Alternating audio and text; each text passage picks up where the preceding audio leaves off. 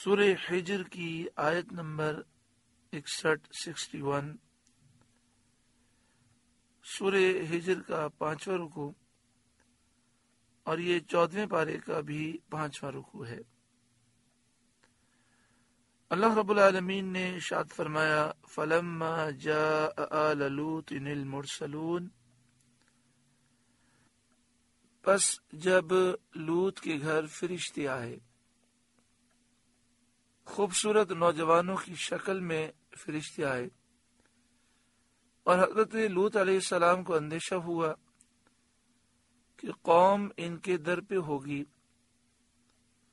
قالا، تو آپ نے فرشتوں سے فرمایا، قالا، حضرت لوط نے فرمایا، انکم قوم منکرون، تم تو کچھ بیگانہ لوگ ہو،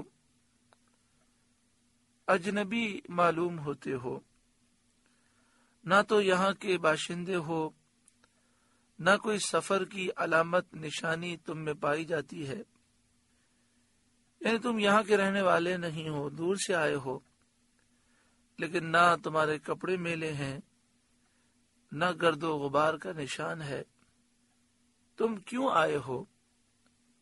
قالو، فرشتوں نے کہا، بل جئناک بما کانوا فیہ یمترون، ہم تو آپ کے پاس وہ عذاب لائے ہیں جس میں یہ لوگ شک کرتے تھے،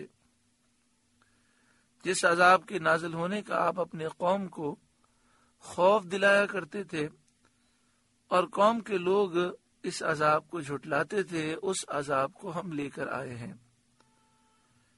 وَأَتَيْنَاكَ بِالْحَقِّ وَإِنَّا لَصَادِقُونَ، اور ہم آپ کے پاس سچا حکم لائے ہیں اور ہم بے شک سچے ہیں۔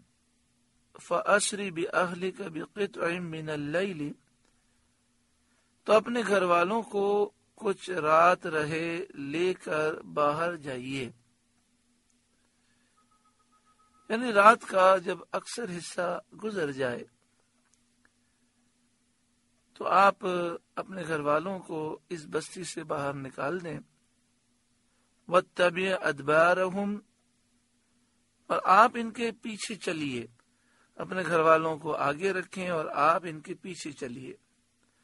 وَلَا يَلْتَفِتْ مِنْكُمْ أَحَدٌ، اور تم میں کوئی پیچھے مڑ کر نہ دیکھے۔ وَامْضُوا حَيْثُ تُؤْمَرُونَ، اور جہاں کو حکم ہے سیدھے چلے جائیے۔ یعنی قوم پر کیا بلا نازل ہوئی ہے اور وہ کس عذاب میں مبتلا کیے گئے ہیں، کوئی بھی آپ میں سے پیچھے مڑ کر نہ دیکھے۔ حضرت عبداللہ بن عباس رضی اللہ تعالی عنہما نے فرمایا، حکم ملک شام کو جانے کا تھا کہ آپ یہاں سے ملک شام تشریف لے جائیے۔ وَقَضَيْنَا إِلَيْهِ ذَلِكَ الْأَمْرَ، اور ہم نے انہیں اس حکم کا فیصلہ سنا دیا، أَنَّ دَابِرَ هَؤُلَاءِ مَقْطُوعٌ مُصْبِحِينَ، کہ صبح ہوتے ان کافروں کی جڑ کٹ جائے گی، یعنی تمام قوم صبح ہوتے ہی عذاب سے ہلاک کر دی جائے گی۔ وَجَاءَ أَهْلُ الْمَدِينَةِ يَسْتَبْشِرُونَ، اور شہر والے خوشیاں مناتے آئے، یعنی شہر سدوم کے رہنے والے حضرت لوط علیہ السلام کی قوم کے لوگ حضرت لوط علیہ السلام کے یہاں خوبصورت نوجوانوں کے آنے کی خبر سن کر برے ارادے کے ساتھ، ناپاک نیت کے ساتھ خوشیاں مناتے آئے۔ قال، حضرت لوط علیہ السلام نے فرمایا، ان ہؤلاء ضیفی، بے شک یہ میرے مہمان ہیں، اور مہمانوں کا اکرام کرنا، ان کی عزت و تعظیم کرنا لازم ہوتا ہے۔ تم میرے مہمانوں کی بے حرمتی کا ارادہ نہ کرو۔ فلا تفضحون، تم مجھے رسوا نہ کرو، تم مجھے فضیحت نہ کرو، کیونکہ مہمانوں کی رسوائی میزبان کے لیے خجالت اور شرمندگی کا سبب ہوتی ہے، لہذا تم ان کی بے حرمتی کرو گے تو میں رسوا ہو جاؤں گا۔ واتقوا اللہ، اور اللہ سے ڈرو، ولا تخزون، اور مجھے رسوا نہ کرو، ان کے ساتھ برا ارادہ کر کے مجھے رسوا نہ کرو۔ یہ بات سن کر قوم کے لوگ کہنے لگے، قالو، وہ بولے، اولم ننہک عن العالمین، کیا ہم نے تمہیں منع نہ کیا تھا کہ اوروں کے معاملے میں دخل نہ دو؟ آپ کو کیا ضرورت تھی انہیں اپنے گھر میں داخل کرنے کی؟ انہیں اپنا مہمان بنانے کی کیا حاجت تھی؟ جب یہ ہماری بستی میں آئے ہیں تو ہم جو چاہیں ان کے ساتھ کریں۔ قالوا اولم ننہک عن العالمین، بولے کیا ہم نے تمہیں منع نہ کیا تھا کہ اوروں کے معاملے میں دخل نہ دو؟ قال، حضرت لوط علیہ السلام نے فرمایا، ہؤلاء بناتی ان کنتم فاعلین، یہ قوم کی عورتیں میری بیٹیاں ہیں، اگر تمہیں کرنا ہے تو ان سے نکاح کرو اور حرام سے باز رہو۔ اب اللہ تعالیٰ اپنے حبیب اکرم صلی اللہ علیہ وآلہ وسلم سے خطاب فرماتا ہے، لعمرک انہم لفی سکرتہم یعمہون، اے محبوب آپ کی جان کی قسم، بے شک وہ اپنے نشے میں بھٹک رہے ہیں۔ اور مخلوق الہی میں سے کوئی جان بارگاہ الہی میں آپ کی جان پاک کی طرح عزت و حرمت نہیں رکھتی، اور اللہ تعالیٰ نے سید عالم صلی اللہ علیہ وآلہ وسلم کی عمر زندگی کے سوا کسی کی عمر اور زندگی کی قسم نہیں فرمائی، یہ مرتبہ صرف حضور صلی اللہ علیہ وآلہ وسلم ہی کا ہے۔ فرمایا، محبوب آپ کی جان کی قسم، وہ گناہوں کے نشے میں بھٹک رہے تھے۔ فَأَخَذَتْهُمُ الصَّيْحَةُ مُشْرِقِينَ، تو دن نکلتے انہیں چنگار نے آ لیا، یعنی ہولناک آواز نے انہیں پکڑ لیا۔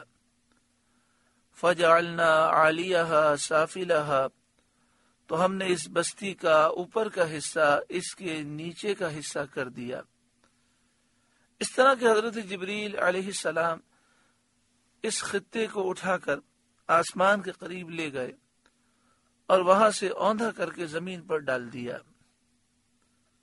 وَأَمْطَرْنَا عَلَيْهِمْ حِجَارَةً مِّن سِجِّيلٍ، اور ان پر کنکر کے پتھر برسائے۔